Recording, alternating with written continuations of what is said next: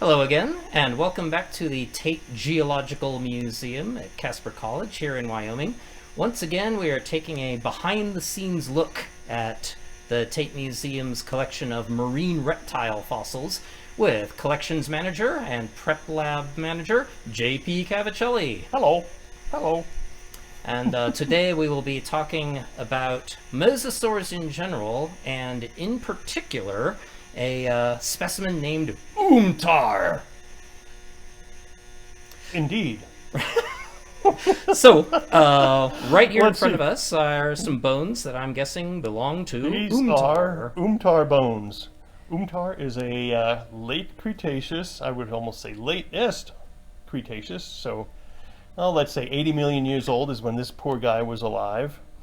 This is an example of one of his vertebrae. He's not a huge mosasaur, but he's not small either. Now, Yes. you've just used the word mosasaur, so perhaps we'd better define that for our younger viewers. Right And our off the older bat. viewers. That's true. Yeah.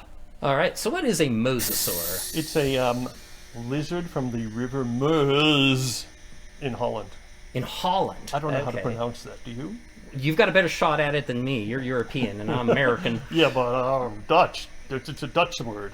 Well- Anyway, they were first discovered in the river that is spelled Meuse and pronounced in Dutch. You folks can do that on your own. Meuse. And so they are named after where they were first found, and they are basically overgrown marine varanid lizards.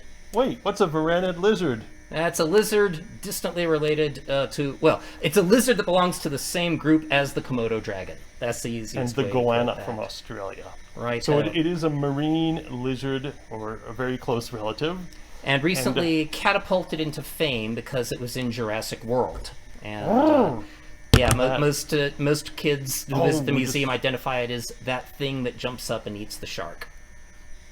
Although we just ruined the movie for those who haven't seen it. Oh, bollocks! Sorry, it's early on. By the way, go ahead. shout out to Forrest Rogers, who did the sculpture upon which this model is based. This is hands down the best mosasaur toy that has ever been made. It's perfectly accurate, beautifully detailed, and It he even has even put wrinkles. the little some wrinkles on it, and he put the little extra teeth in the roof of its mouth. I don't know if you Really? can see that, but yeah, it's got the little tiny extra set of palatine teeth in there. So yeah, Wow. Forrest Rogers. Nice. He makes he makes dinosaur and prehistoric animal toys, but he is better at it than some professional scientific illustrators and artists. Okay, back to you, So, JP. Let's look at some real bones. Mosasaurs. One of the fun things about mosasaurs is that they were one of the poor suckers who died at the end of the Cretaceous when the dinosaurs all went extinct.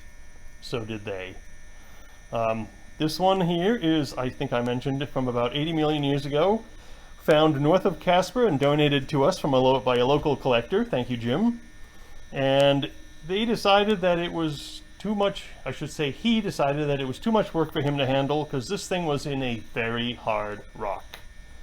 And we had many volunteers spend countless hours chiseling away at the hard rock to come up with a beautiful collection of bones. We have one vertebra in my hand here, and behind us, a whole pile of vertebrae. And that is just one tray. We have 2 cabinets full of this specimen. And we have lots of vertebrae, numerous ribs, almost the whole skull, and very few paddle bones on this one. What's going on there? I don't know. One thing that I noticed right off the bat about this guy is that unlike the plesiosaur vertebrae that we looked at last week, which are flat on the ends, on this one we've got a concavity on this side, and then it bulges out on this side. So it's, and I'm assuming that each one fits into the concavity of the That's one. why I pulled 2 of them out, so we can play. Oh, we can play fun! All Tinker right. Toys with them or something. Yeah. So here's the concavity. Here, let me do it. Yeah, So, you do it. So we have ball and socket joints. This is a ball. This is a socket, and this is how they would have fit in real life.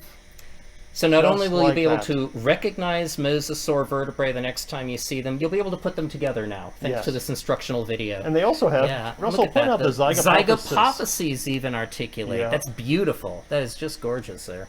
Now, there's a few animals in the modern world that still have these beautiful ball and socket vertebrae. And Lizards, I'm guessing. Varanid lizards are one.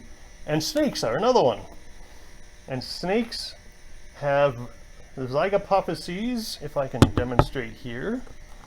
The zygapophyses are these little bits. This one's broken. And they just add strength to the whole vertebral column. This surface is where this joins with that vertebra. In a snake, this surface is flat so that snakes can do this and slide the whole vertebrae very, very sideways a lot. That's some really good English, wasn't it? Yeah. So these guys were flexible, able to wave back and forth, but not as Not much as like a a snake. Yeah. All right, Yeah. I'm going to give you that to put All down. right. Well, that's cool. What else we got?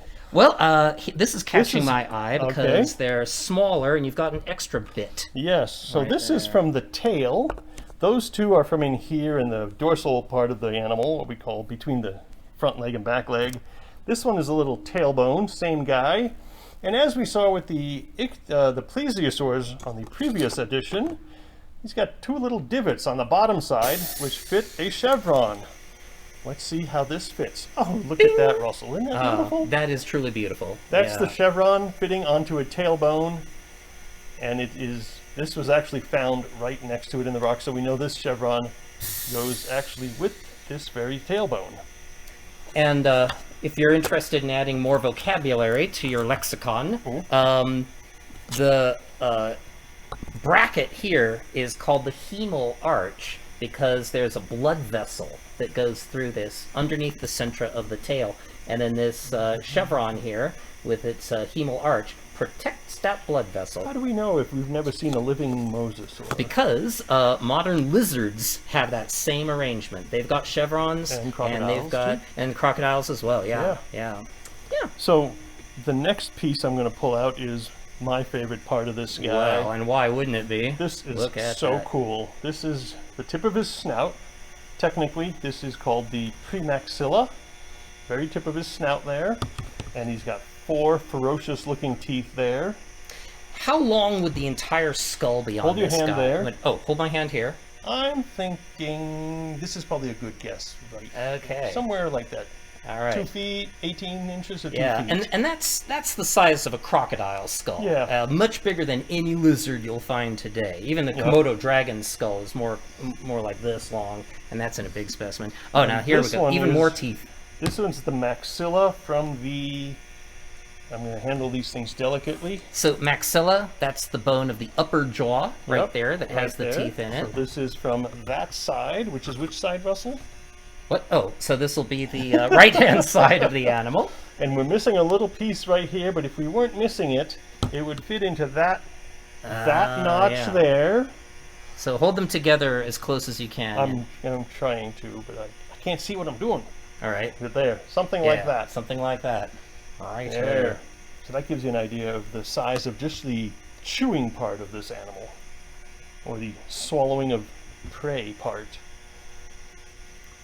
What else can we say about mosasaurs? Well, there's one more little tiny bone in that box right there this that I one don't is think we've looked at just also yet. a little Look at tailbone. that is tiny. And this- so, this is- yeah, we're here we're getting- talking about we're the, getting way down the, in there the somewhere. bitty bit at the very end. So I just pulled that out to show that we have big bones and little bones from this guy. What? Ah, Because they're quite large in the middle, and then they get very small towards the end. they're also That's my small theory. on this end, and they get bigger in the middle. That's my theory. All right, Anne. Okay. And Let's see. Mosasaurs are good reptiles. They like to shed their teeth. If you look at the chewing surface side of the teeth here, you'll see that 2 of them are actually missing. And that's probably because they fell out somewhere in his life and these 2 were just waiting to grow a new tooth. But then he died. Sad. for him, For him. good luck for for us. us. Yes. That's All what I right. got to say about mosasaurs for Well, today. thank you very much. In case anybody wants to know, the genus of Umtar is Plioplatycarpus. Plioplatycarpus. That'll be on the test Saturday morning. Splendid. See you then. Bye-bye.